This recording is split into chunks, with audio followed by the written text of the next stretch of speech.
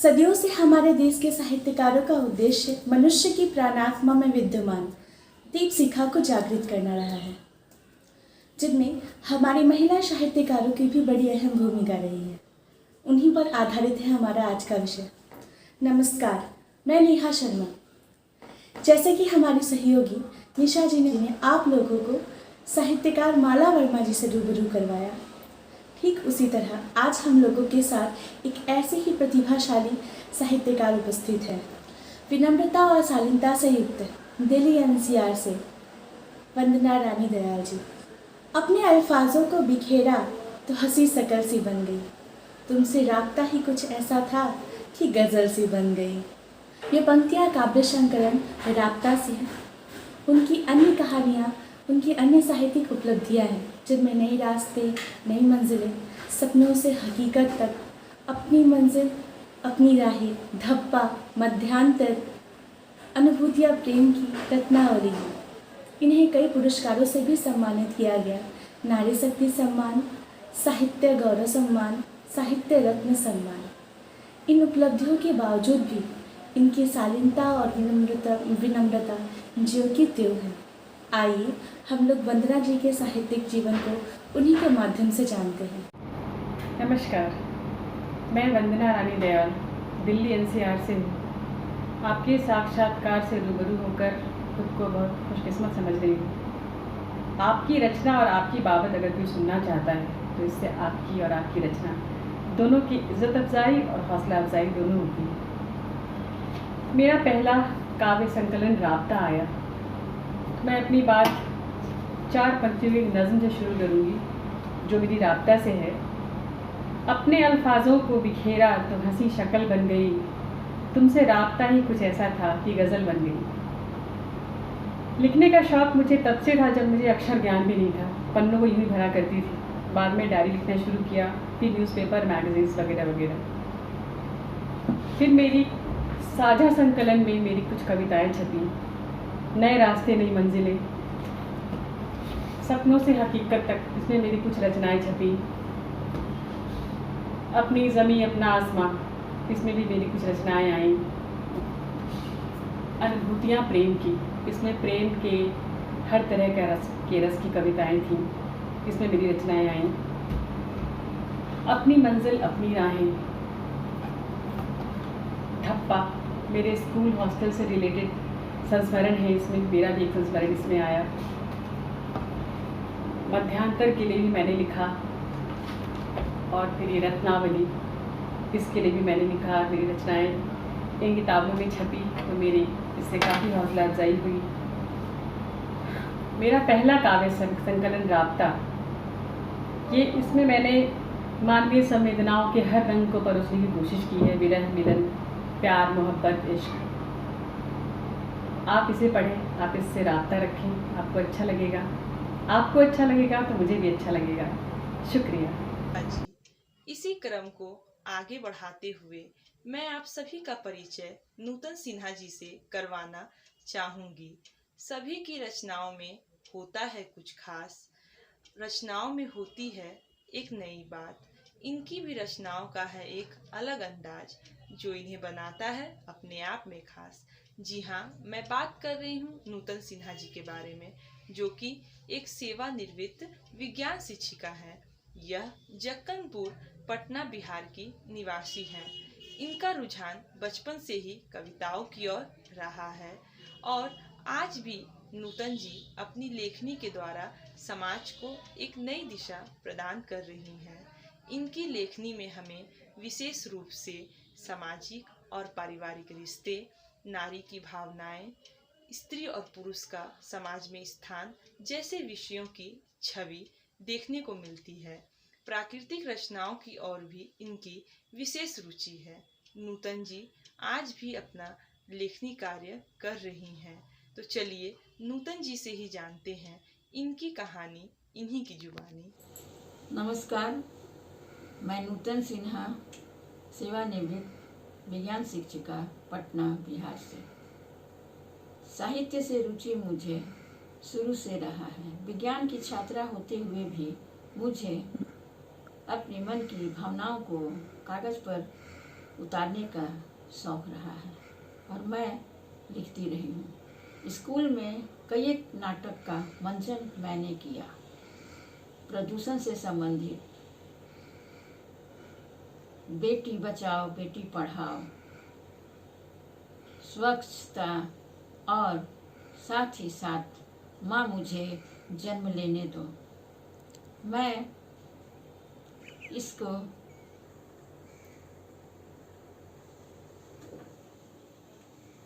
मैं कविता ही लिखती थी।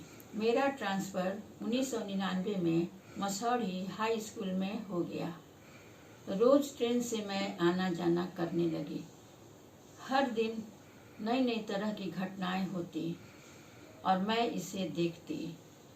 तरह तरह की बातें, तरह तरह का लोगों को हर तरह की बातें करना सुनना, और मैं इसे आकर कहानी का रूप, घर में आकर कहानी का रूप देने लगी। और यहीं से मैं कहानी लिखना शुरू की। सजाए मौत, पूरी बुनिया, ठकम ठूस, ट्रेन के डब्बे, विदाउट टिकट, स्टेशन से पहले ट्रेन का रुक जाना और यात्रियों का दूर से ही उतर कर रुक जाना। इस तरह से मैं लिखना, कहानी शुरू कर दी। मेरी कलम चलती रही और लिखती रही। फिर मैं पटना आ गई। पटना आने पर केदारनाथ बालिका उच्च विद्यालय में नाटक का मंचन मैं बेटी से संबंधित दहेज प्रथा को लेकर के किया और गरीब लड़कियों को बहुत सारी समस्याएं थी, उन समस्याओं के बारे में भी मैं लिखी।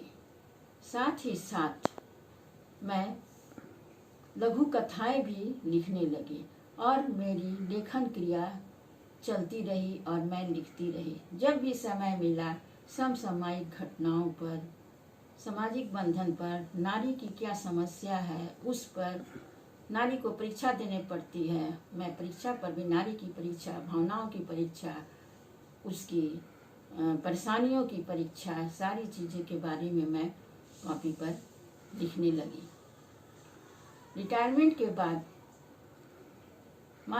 श्रीमती माला वर्मा के संपादक वो बनी और पहली बार मेरी कुछ रचनाएं मध्यांतर में छपी। उसके बाद काव्य रंगोली में मेरी रचना फागुन मेरी निकली। रंगा न मन मेरा केसरिया, ऐ फागुन सुना मन सुनी नगरिया। भोजपुरी में भैल बिहान में भी मेरी रचनाएं छपी आई। चमकी बुखार पर, मुजफ्फरपुर में बहुत सारे बच्चे मर गए चमकी बुखार से, उस पर भी मैंने छोटकी मुनिया कहाँ चली गई, मैं उसको भी मैं कागज पर उतारी।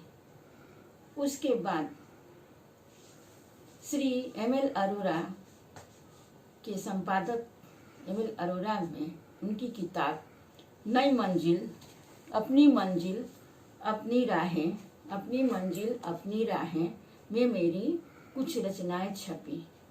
जज्बात के संवर्धन में भी मेरी रचनाएं छपी। प्रकृति से जुड़ी बातों को लेकर के भी मैं बहुत सारी रचनाएं तैयार करके रखी हूँ। आने वाले दिनों में मेरी रचनाएं आएगी, निकलेगी। और 2018 में मैं पहली मेरी विदेश यात्रा हुई। यात्रा स्मरण भी मैं सोची हूँ निकालूंगी। वेनिस घूमने गई। इसके साथ ही स्लोवेनिया, हंगरी, बुडापेस्ट 2019 में हंगरी, बुडापेस्ट गई। यात्रा स्मरण भी निकालने की मैं सोची हूँ और कुछ कुछ लिख के रखी हूँ। साथ ही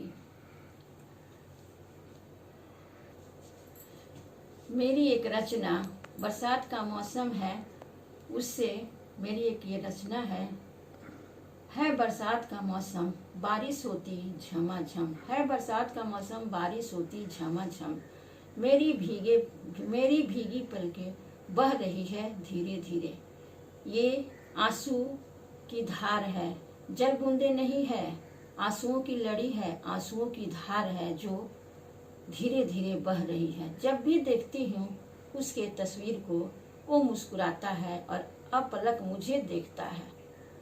मैं उसकी छुअन का महसूस करती हूँ और उसकी बाहों में चली जाती हूँ।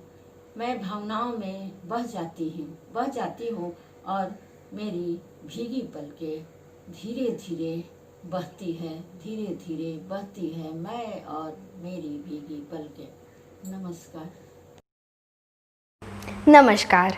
अब तक हम सुन रहे थे नूतन सिन्हा जी की साहित्य यात्रा उन्हीं की जुबानी। नारी सृष्टि की सर्वोत्तम कृति है। इसके बिना कोई भी सुर, श्रृंगार या साहित्य फीका है। आज नारी जब सूर्य मंगल की खोज में आगे बढ़ रही है तो आधुनिक साहित्य में क्यों न बढ़े। इसी क्रम को आगे बढ़ाते हुए मैं दीक्षा शुक्ल आदरणीय मंजू जी को आमंत्रण दूं। इसके पहले उनका एक संक्षिप्त परिचय दे दूं। आपका जन्म उत्तर प्रदेश के बहराइच में हुआ है, लेकिन अब आप लखनऊ में रह रही हैं। आपने हिंदी और सोशियोलॉजी में एमए किया है, साथ में बीएड भी किया है। आइए अब उनकी बात उन्हीं की जुबानी। आप सबको मेरा सादर प्रणाम। मैं मंजू सिंह, कृष्ण विहार कॉलोनी, लखनऊ, उत्तर प्रदेश। सबसे पहले मैं डॉक्टर भीमराव अंबेडकर और फूले दंपति को नमन करती हूँ, जिन्होंने सदियों से दास्ता और उपेक्षा की जीवन जी रही नारी को शिक्षा, समानता और स्वतंत्रता का अधिकार दिया। मैं पुनः उन्हें नमन करती हूँ। यूँ तो कहानी और कविताएं पढ़ने का शौक़ मुझे बचपन से रहा, जो मेरे पिताजी के देखरेख में संपन्न हुआ। मेरे पिताजी मुझे बचपन से ही महापुरुषों की जीवनी, कहानियाँ, धार्मिक कथाएं, समाचार आदि मेरी मानसिक क्षमता के अनुसार मुझे पढ़ने के लिए प्रेरित करते रहे, और वे स्वयं भी एक उच्च कोटि के विचारक, कवि और समाजसेवी रहे, जिनके परवरिश का मुझ पर पूरा प्रभाव पड़ा। मेरी स्कूल की पढ़ाई स्कूल में हुई और कॉलेज की पढ़ाई मेरे घर पे मेरे ससुराल में हुई, जिसका पूरा श्रेय मैं अपने पति श्री अनिल जी साकी को देना चाहती हूँ।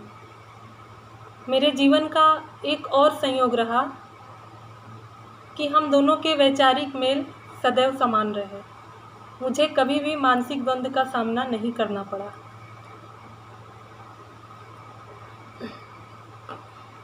इसी दौरान मैं मानसिक रूप से जितनी शांत और सुलझी हुई थी, वैचारिक रूप से उतनी ही बेबाक और विरोधी होती जा रही थी। कारण था सामाजिक विषमताएं, अंधविश्वास, स्त्री दुर्दशा और पाखंड। इन सब ने मुझे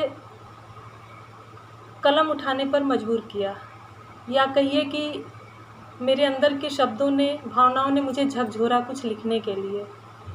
बस यूं ही छिटपुट कुछ न कुछ लिखना मैंने शुरू किया, जिसे मेरे पिताजी ने बहुत सराहा, और उन्हीं के देखरेख में मेरा लेखन कार्य प्रारंभ हुआ। कुछ समय बीता और पापा का असमय जाना मुझे अंदर से झकझोर दिया, हिला दिया। उन दिनों मैं बहुत गुमसुम सी हो गई, बहुत चुप हो गई। इन्हीं गुमसुम परिस्थितियों में एक दिन आदरणीय श्रीमती माला वर्मा जी का फ़ोन आया, और उन्होंने मेरी रचनाओं को मांगा प्रकाशित करने के लिए। यूँ तो मेरी 2-3-4 कविताएं यादव शक्ति पत्रिका में प्रकाशित हो चुकी थीं, किंतु जितनी खुशी से मैंने अपनी कविताओं को माला वर्मा जी के पास प्रेषित किया, उतने ही नकारात्मक विचार थे मेरे मन में कि क्या इतनी बेबाक और ईश्वर के अस्तित्व पर प्रश्न उठाने वाली कविताएं प्रकाशित होंगी। मैं दुविधा में थी, लेकिन मेरी कविताएं मध्यांतर पुस्तक में प्रकाशित हुई। मैं तहे दिल से मध्यांतर पुस्तक की संपादक श्रीमती माला वर्मा जी और सह संपादक श्री विनय शुक्ल जी को तहे दिल से धन्यवाद देती हूँ।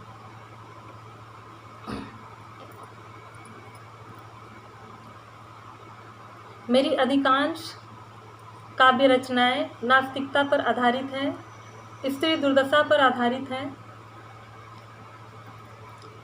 और कहानी का लेखन कार्य अभी चल रहा है, जो आने वाले समय में प्रकाशित होकर आपके समक्ष प्रस्तुत होगी। मेरी कहानी का विषय वस्तु वर्तमान में परिवार की हो रही उपेक्षाओं से है, पारिवारिक रिश्तों पर आधारित है। आज के भौतिकवादी युग ने किस तरह अपनों से मुंह मोड़ लिया है और यही अपने रिश्ते अपनों से जवाब मांगते हैं, उन्हीं रिश्तों पर आधारित है। मुझे आशा है कि मेरी काव्य और गद्य दोनों तरह की रचनाओं को आप स्नेह और प्रतिक्रिया दोनों देंगे। धन्यवाद। अब तक आप लोग हिंदी साहित्य में, आधुनिक हिंदी साहित्य में अमूल्य और अभूतपूर्व योगदान दे रही महिला साहित्यकारों से उनकी यात्रा उन्हीं की जुबानी सुन रहे थे। हमारे देश में केवल हिंदी में ही नहीं बल्कि भारत के कई अनेक भाषाओं में महिला साहित्यकार अपनी रचनाओं से साहित्य को पल्लवित व पुष्पित करती आ रही हैं। तभी तो सुमन राजे लिखते हैं, वो उनकी जो पुस्तक है हिंदी साहित्य का आधा इतिहास, ये उन समस्त महिला साहित्यकारों का इसमें वर्णन किया गया है, उनकी रचनाओं को इसमें बताया गया है। महिला साहित्यकारों की रचनाओं को सबके सामने प्रस्तुत किया जाए, ऐसी पहल, ऐसे विचार मेरे मन में न जाने कब से प्रस्फुटित हो रही थी।